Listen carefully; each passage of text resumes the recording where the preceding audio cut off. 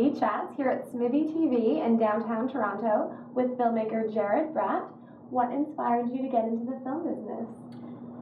Oh, wow. What inspired me to get into the film business? I would say it starts with family. And it starts with just being constantly taken to movies from a very impressionable age, where that became like a family ritual. And you know, that just spiraled, and then eventually I grew up and I love movies. So really that's where it all starts.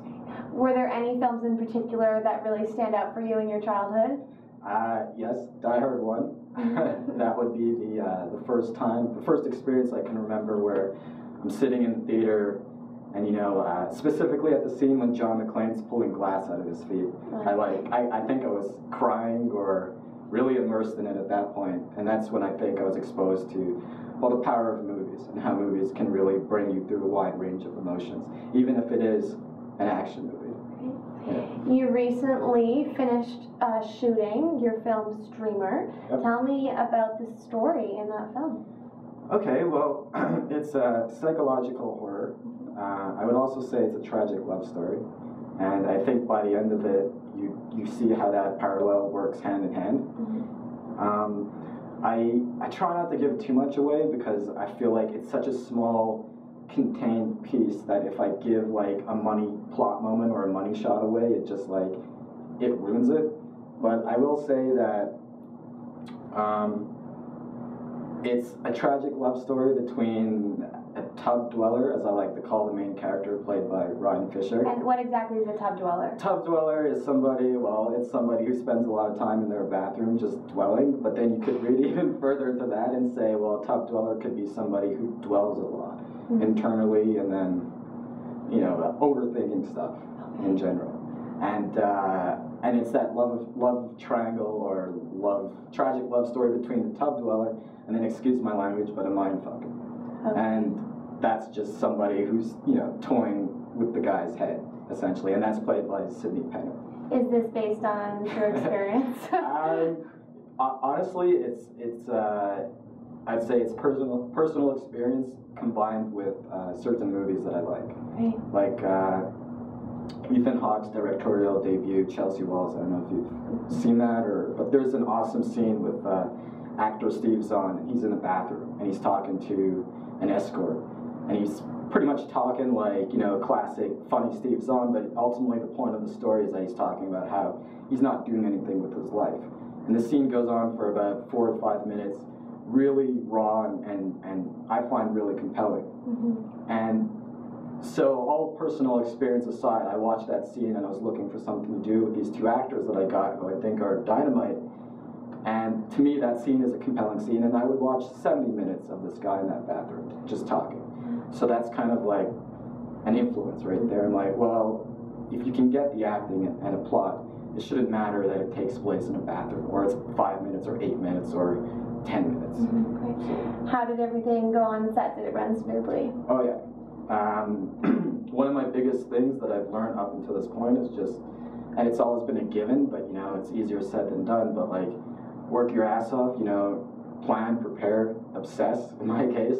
Like, I just put everything on hold as much as I can, and I focus on one goal, and that's, well, first it's getting it shot, and now I'm just obsessed with the editing of it. But that's been the biggest thing I can say is that plan and prepare, and then you'll end up with something. It might, you know, stuff's always changing, but you'll get something. And you're also working on a feature film called Shut Up. Yes. What was the inspiration behind that project?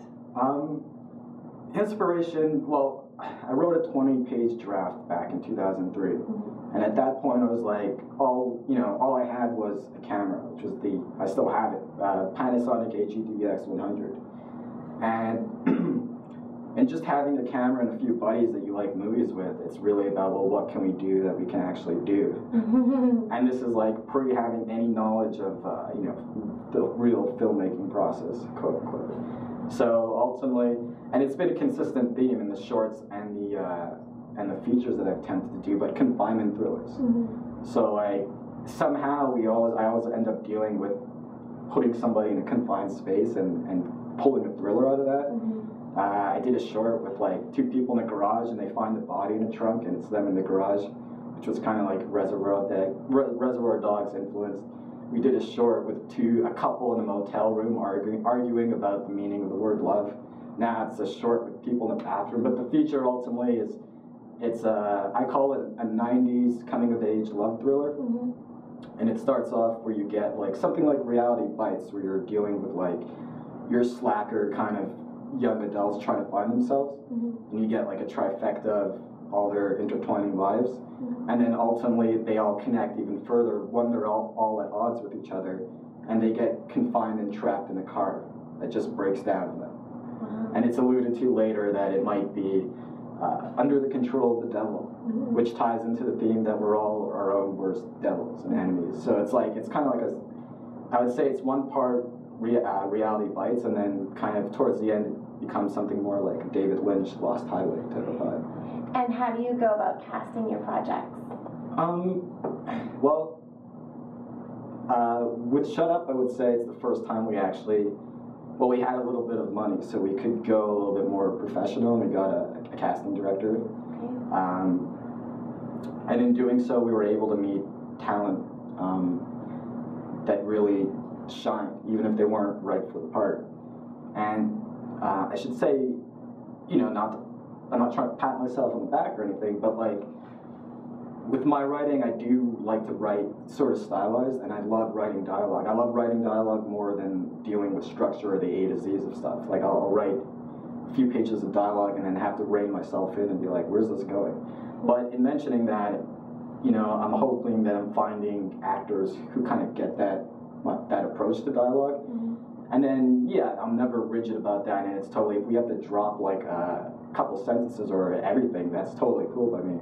But at the same time, when we saw these actors, Sydney and Ryan, who we had cast for the feature of Shut Up, they took lines that I didn't even think would work and made it work. Mm-hmm. And that was like a red flag went up in the best of ways right away, and I was like, all right, I got to keep these actors in mind, obviously for the feature that at the time I thought we were doing, but once that went on a hold, it was like, well, again, like I was dwelling on not the failure, but the feeling of defeat of that, and then it was like, take a cue from the script that I would inevitably do. It's like, don't dwell, move on. Mm-hmm. I have these actors technically like wanting to collaborate. Let's do something. Okay. And then it was about what can we do right now in like mid-December, get it done before the holidays, not drag it out.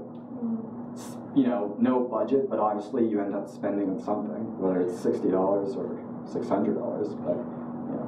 Okay. And where's the best place to find out more information on you and on your projects online?